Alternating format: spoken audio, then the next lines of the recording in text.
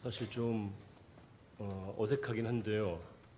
작년에 우리 교회 표어가 뭔지 아십니까 혹시? 참고로 우리 교회 표어는 총회 표를 따라서 하고 있는데요. 가물가물하죠. 벌써 한 해가 건너왔기 때문에 주여 치유하게 하소서라고 하는 주제가 작년에 우리 교회 표어이고요. 우리 총회 표어였습니다. 왜 총회에서 주님께 기도하는 제목이 치유를 간구하는 기도였을까 생각해 보게 되면, 치유가 필요하다는 것은 그만큼 뭔가가 불완전하고 불충분하고 온전치 못하다는 것이 전제되어 있는 거 아니겠습니까? 우리가 지나왔던 시간들이 그랬습니다. 코로나로서 우리가 많은 일들을 겪다 보니까 예배가 어려워졌고 교회 회복이라고 하는 것이 많이 어려워졌기에 총회는 심기일전하기 위해서 주여 치유하게 하소서라고 하는 의욕적인 구호를 갖고 총회가 열심히 했고, 또 우리 교회도 많은 부분에서 하나님께서 예배 회복을 허락해 주셨습니다. 근데 어떻게 보게 되면 이 치유하게 하소서라는 말씀은 음에서 제로에 가까웠다라고 할 수 있습니다. 지금까지는 마이너스였다가 제자리에까지 온 것입니다. 이제 원상태로 자리를 잡았을 때 올해 표어는 뭐겠습니까, 여러분? 성령의 능력으로 부흥하는 교회라고 하는 것은 이제는 총회 차원에서도 새로운 도약과 발전이 우리에게 필요하다는 것을 인식하고, 그와 같은 도전을 우리 모든 성도들에게 손을 내밀고 있는 총회 나름대로의 의도가 있다 생각이 들었습니다. 그러면 올해 가장 중요한 우리 총회와 교회의 화두는 부흥일 것입니다. 부흥이라는 단어는 듣기만 해도 우리의 마음을 좀 설레게 하고 뜨겁게 하는 부분이 분명히 있습니다.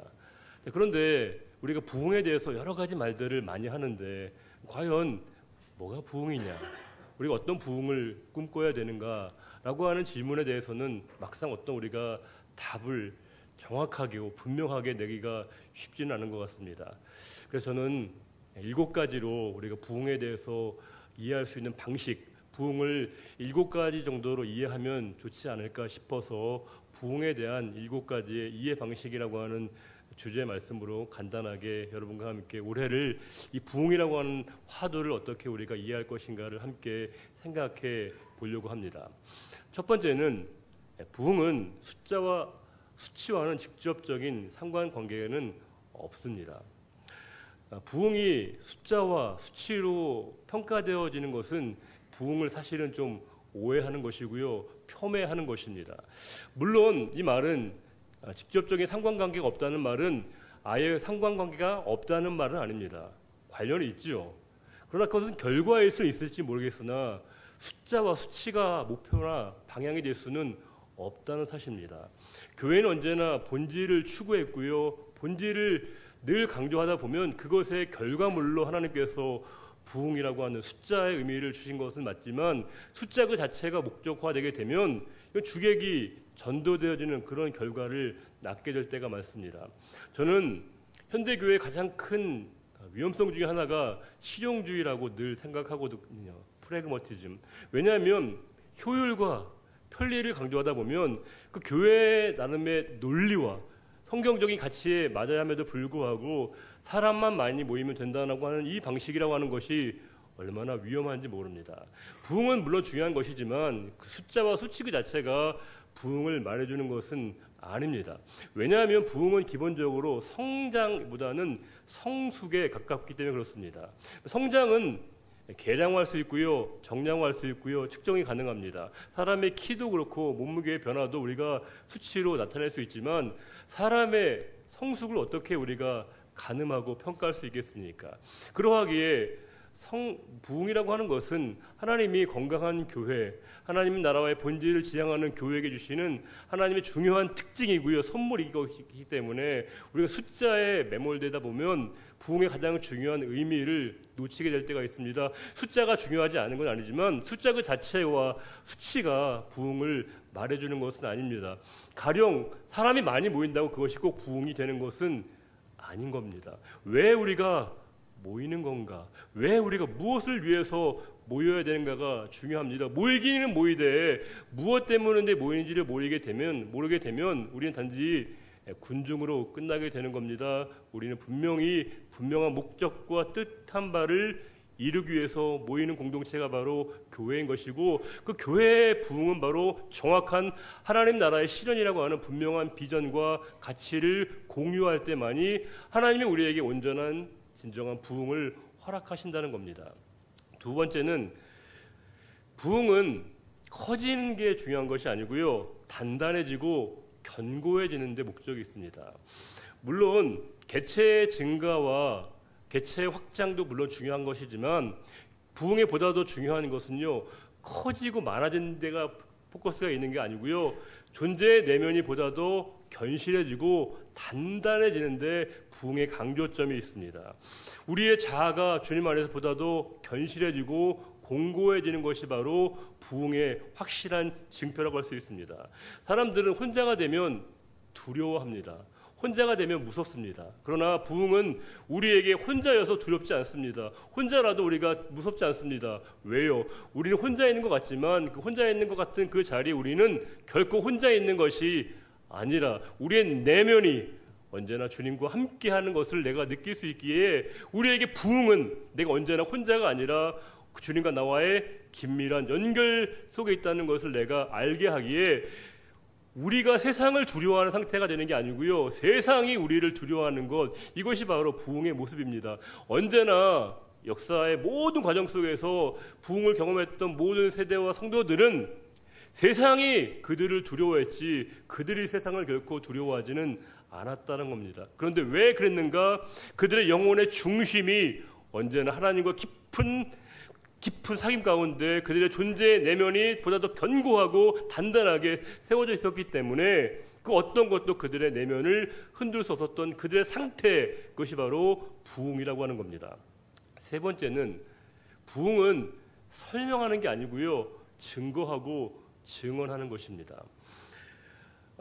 이걸 조금 더 쉽게 얘기하면요, 객관적인 위치가 아니고요, 주관적인 위치로 바꾸는 겁니다.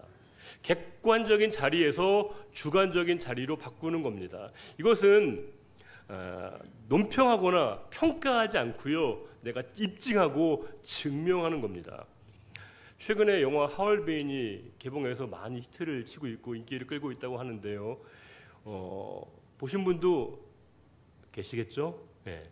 그 영화를 보시게 되면, 저도 아직 안 봤는데요, 그 영화를 누가 제일 열심히 홍보할 수 있겠습니까?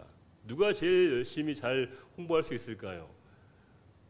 관객일까요? 평론가일까요? 아니면 기자일까요? 답은 현빈입니다.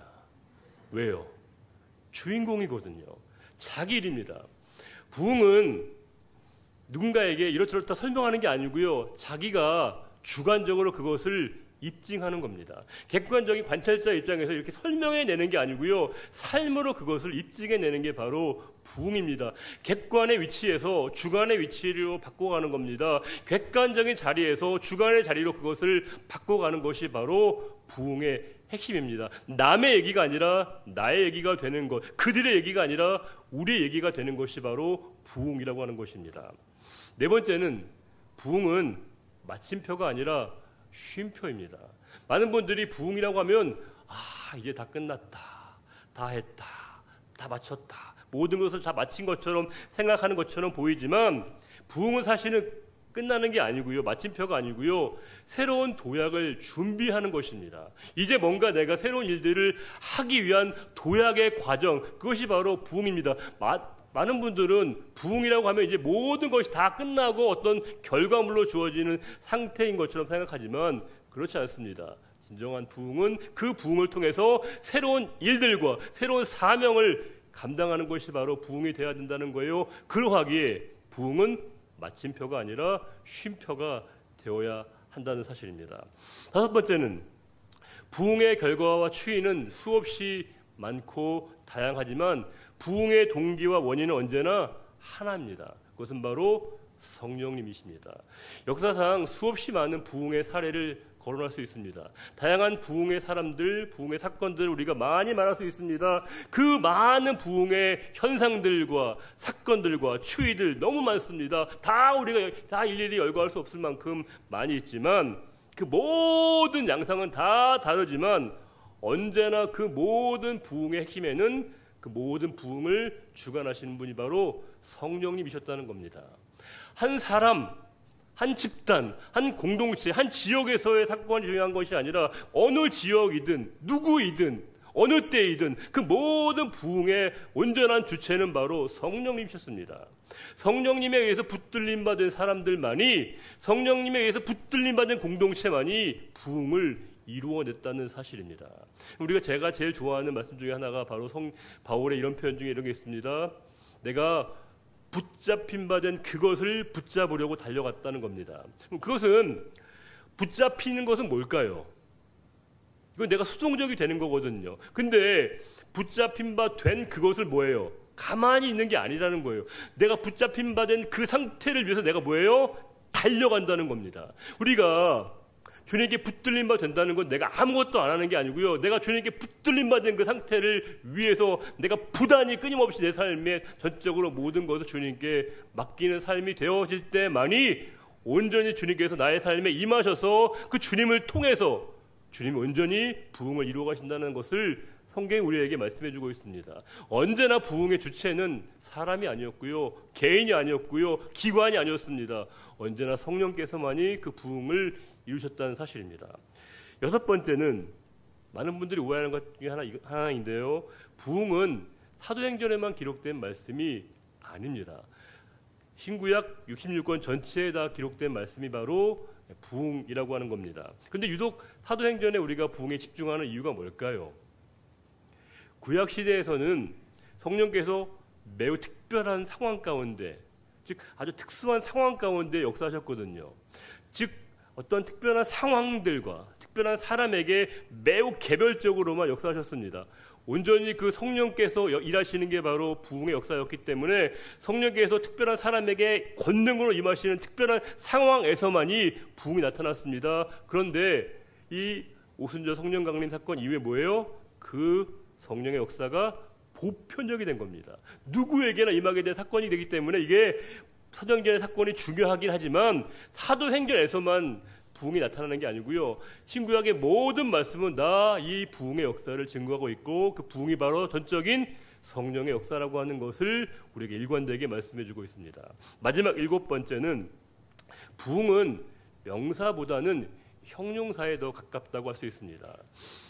정확하게 얘기하면 부흥의 활용은 명사보다는 형용사에 가깝다라고 표현하는 게 더 온당할 겁니다. 부흥은 당연히 품사로 보면 뭘까요? 명사이죠. 그러나 부흥은 더 중요한 건 무언가를 수식할 때 그 부흥이 빛이 나게 됩니다. 즉 부흥은 부흥하는 교회, 부흥하는 성도, 부흥하는 나라, 부흥하는 공동체, 이처럼 무언가를 명사를 투식해 줄 때 이 부흥이 진짜 가치와 의미를 발하게 된다는 사실입니다. 정확하게 얘기하면 사실은 현재 분사라고 표현하고 싶었지만 우리말에는 현재 분사가 없기 때문에 형용사로 제가 표현했습니다. 우리가 부흥은 하나의 고정된 것이 아니고요. 그 부흥을 통해서 누군가를 깨우고 세우고 일으키는 것이 바로 부흥의 핵심이자 본질이라고 하는 겁니다. 그래서 부흥은 부흥을 통해서 부흥하게 되어지는 교회, 부흥하는 개인, 부흥하는 나라, 이 모든 것이 다 큰 하나님의 역사라고 하는 것을 증명해내고 입증해내고 고백하는 것이 바로 부흥이라고 할 수 있습니다. 그래서 사실은 제가 부흥이라고 얘기했지만 이 부흥의 본질은 성장이고요, 자라감이지만 보다 더 정확하게 얘기하면 닮아감이라고 할 수 있습니다. 그리스도를 닮아가는 것. 우리 교회가 얼마나 주님을 닮아가는 교회가 되는 것인가, 우리 모두가 얼마나 주님을 닮아가는 성도가 되는 것인가가 올 한 해 우리가 가장 깊이 고민하고 기도해야 될 중요한 우리의 영적 과제이자 하나님께서 우리에게 부여하신 사명이라고 하는 겁니다. 1세기의 모든 성도들이 그와 같은 부르심에 합당한 자리에서 최선을 다해서 성령에 붙들림 받아져서 그들이 성령의 사람으로 쓰임 받아졌을 때 성령의 사람 한 사람 한 사람이 교회를 바로 세우고 가정을 세우고 민족을 세우고 열방을 세웠던 것처럼 그 하나님의 역사는 지금도 계속된다는 것을 오늘 말씀이 우리에게 다시 한번 증거해 주고 있습니다. 우리 9장 31절 말씀을 다 같이 한번 먼저 읽고 오늘 말씀 마치겠습니다. 사도행전 9장 31절입니다. 그리하여 온 유대와 갈릴리와 사마리아 교회가 평안하여 든든히 서가고 주를 경외함과 성령의 위로로 진행하여 수가 더 많아지니라. 아멘. 하나님 아버지, 올 한 해 우리 총회의 표, 우리 교회 표가 성령의 능력으로 부흥하는 교회 되게 하셔서 감사드립니다. 성령의 능력으로 부흥하는 우리 개인이 되기를 원하며 성령의 능력으로 부흥하는 우리 가정이 되기를 원하며 성령의 능력으로 부흥하는 교회가 되기를 원하며 성령의 능력으로 부흥하는 이 나라가 되기를 원합니다. 주여, 이 땅을 온전하게 사용하시고 우리 각자의 모든 자리 가운데 우리가 성령의 붙들림 받은 사람들이 될 수 있도록 도우시고 한 사람 한 사람이 붙들림 받은 그 자리에서 주님의 부르심의 자리에 언제나 우리의 모든 시선을 주님께 두고 올 한 해 언제나 주님과 동행하는 삶이 되게 인도해 주시길 원합니다. 우리가 감사의 제목이 있고 간구의 제목이 있고 또 우리가 주님 앞에 바라는 많은 것들이 있습니다. 언제나 우리의 모든 생각과 감정과 우리의 모든 삶이 주님의 뜻과 일치하는, 주님을 닮아가는 한 해가 되기를 간절히 바라오며 존귀하신 우리 주님 예수 그리스도의 이름으로 감사하며 기도 올려드립니다. 아멘.